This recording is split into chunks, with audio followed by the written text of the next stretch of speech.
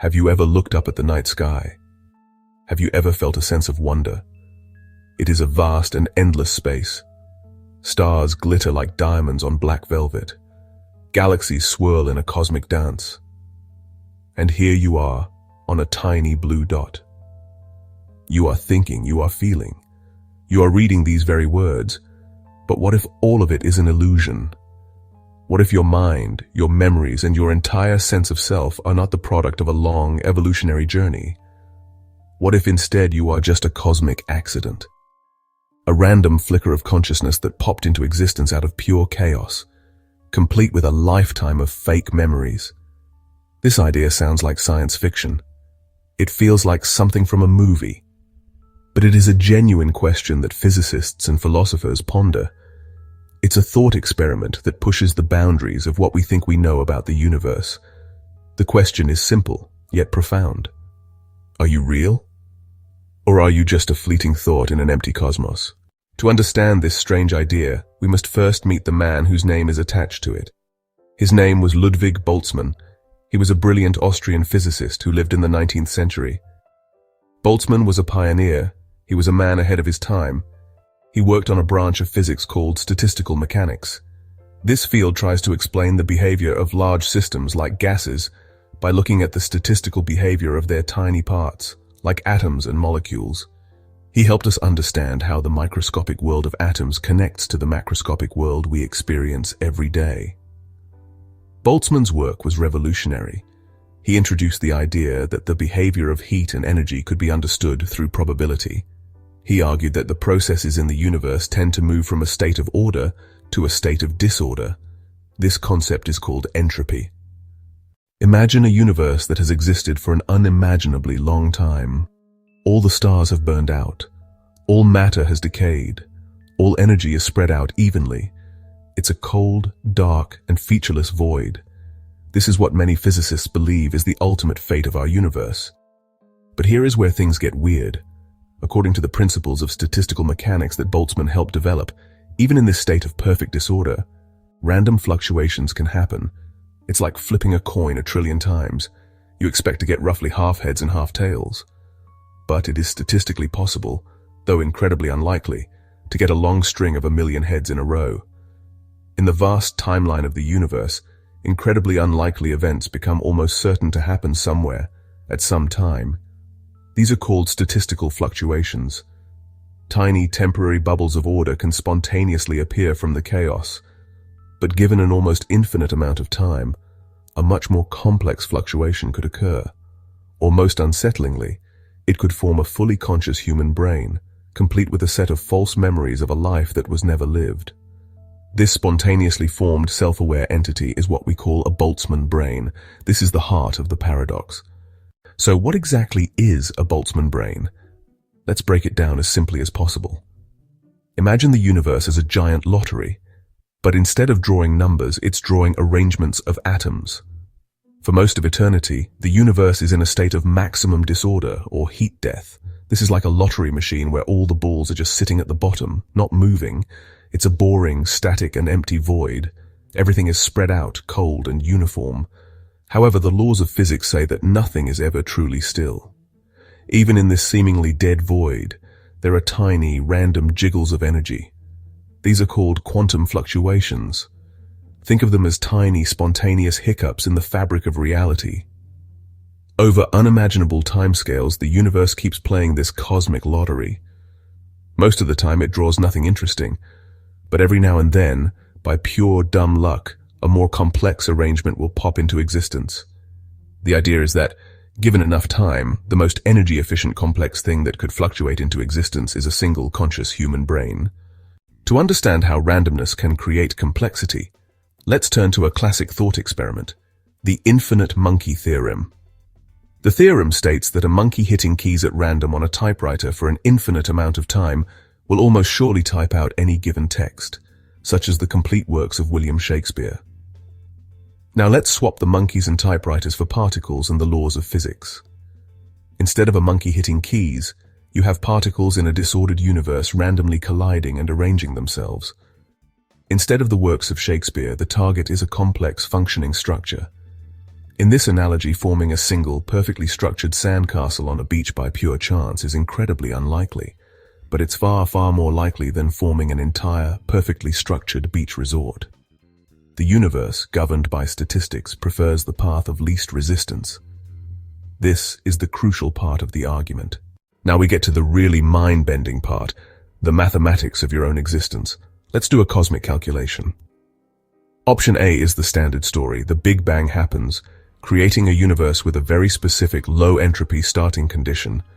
Over 13.8 billion years, stars and galaxies form, planets cool, life emerges, and evolution produces a conscious thinking being. Option B is the Boltzmann Brains scenario.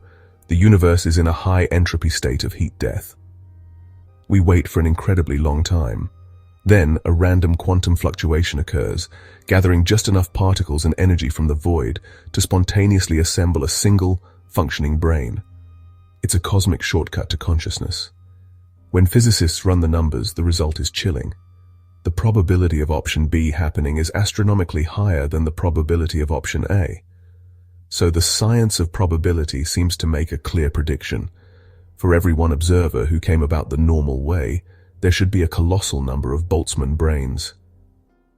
If we are to be good scientists and follow the statistical evidence, we should conclude that we are overwhelmingly likely to be a Boltzmann brain. Let's try to imagine what it would be like to be a Boltzmann brain. You would suddenly pop into existence in the cold, empty vacuum of space. You would have no body, no past, and no future. Yet for one brief fleeting moment, you would be conscious. And crucially, you would have memories. You would remember waking up this morning, the feeling of the sun on your skin, the taste of breakfast, and the faces of loved ones.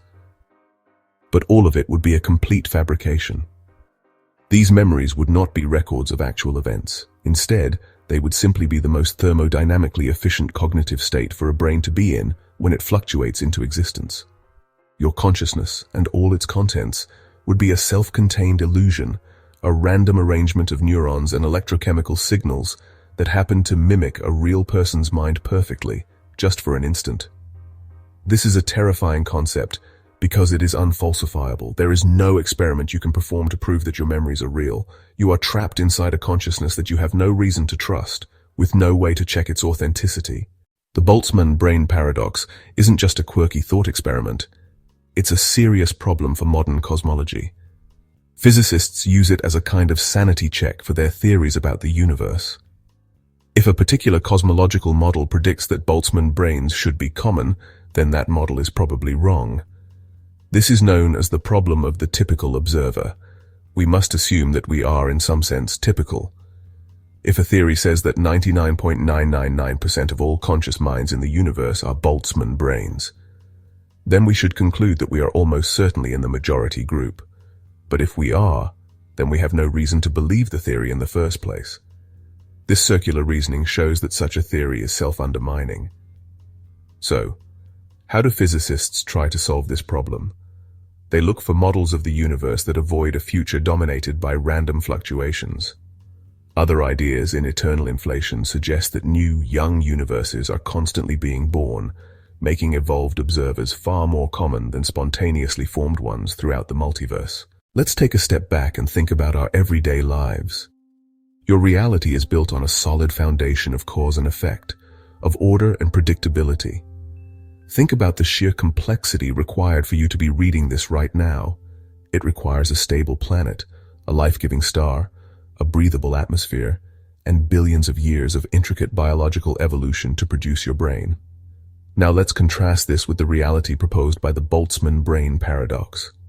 This is a reality governed not by a grand narrative, but by the brute force of statistics in a high-entropy, chaotic void. In this world, there is no cause and effect in the way we understand it. There is no history. There is no evolution. A brain that thinks it lived a life is just a momentary, accidental arrangement of particles. This clash is profound. One reality is a story, the other is a lottery ticket. This pits our deepest intuitions and lived experiences directly against the logical conclusions of our best scientific theories. It forces us to ask a deeply uncomfortable question. Should we trust our common sense, or should we trust the unsettling mathematics of probability? Think about your most cherished memory. Perhaps it's your first day of school, a family holiday, or the moment you met someone special. These memories feel intensely real. They are the building blocks of your identity. They inform who you are, what you believe, and how you see the world. The Boltzmann brain idea acts as the ultimate memory thief. It suggests that this entire tapestry of personal history could be a complete and utter fabrication. The feeling of nostalgia for your childhood home, the taste of your grandmother's cooking, the sting of a past failure, all of it could be phantom data, loaded into a freshly formed mind to create the illusion of a life. This is a terrifying concept because it is unfalsifiable. There is no experiment you can perform to prove that your memories are real. You are trapped inside a consciousness that you have no reason to trust, with no way to check its authenticity. This erodes the very concept of personal identity. If you are a Boltzmann brain, you are not the person you think you are. When an idea leads to a conclusion that is utterly bizarre and counterintuitive, philosophers and scientists often use a tool called reductio ad absurdum, or reduction to absurdity. The strategy is to take an initial premise, follow its logical steps, and show that it leads to an absurd result. If the conclusion is absurd, then the initial premise must be flawed in some way. Let's follow the logic. Premise 1. Our current cosmological models, based on thermodynamics and quantum fluctuations, are correct. Premise 2. These models predict that in the vastness of time, spontaneously formed Boltzmann brains will vastly outnumber normal evolved observers like us. Conclusion.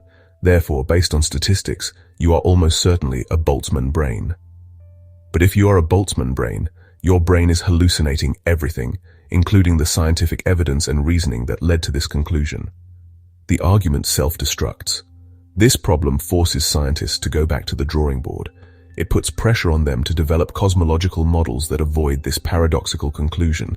The goal is to make sure normal observers like us are the rule, not the statistical freaks. The paradox has become a crucial filter for weeding out bad theories of the universe. The Boltzmann brain paradox isn't just a quirky idea, it's a battleground for some of the biggest names in physics. Leading physicists like Sean Carroll of Caltech are at the forefront of this debate.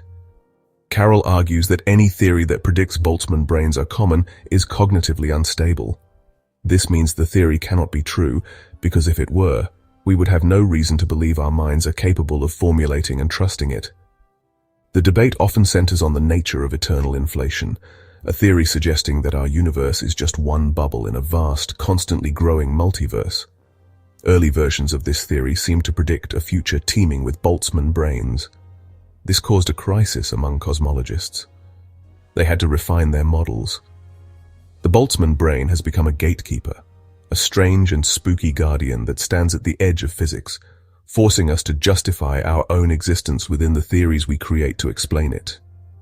A successful model must not only unify gravity and quantum mechanics, but it must also pass this crucial sanity check. It must predict a universe where observers like us are not cosmic flukes. We began our journey with a simple yet profound question.